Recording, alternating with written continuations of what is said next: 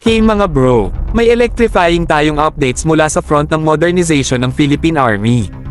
Ang unang batch ng 5-6 pinarami ng 6 na Guarani armored vehicles mula sa Israeli Defense Company, Elbit Systems, ay dumating na.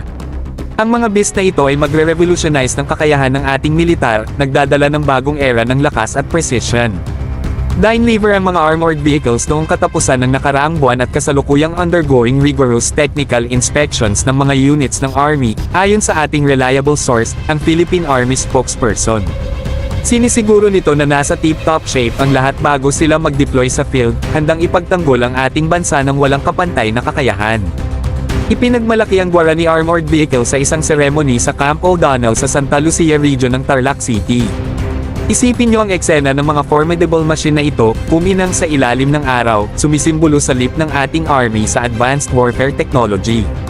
Hindi lang ito display ng power, isa itong patunay ng ating commitment sa pag-modernize ng ating defense forces. Pero wait, there's more. Ayon sa ibang media reports, nag-order ang Philippine Army ng kabuoang 28 Guarani armored vehicles. Hindi lang ito basta-basta armored vehicles, equipped ito ng Remote Control Weapon System, RCWS, na may 12.7mm machine gun at 40mm automatic grenade launcher. Grabe ang firepower. Ang mga system na ito ay nagsisiguro na kayang i-engage ng ating mga tropa ang mga banta ng epektibo habang protektado sa loob ng vehicle. Ang pagdating ng mga Guarani armored vehicles na ito ay isang malaking boost para sa kakayahan ng ating militar.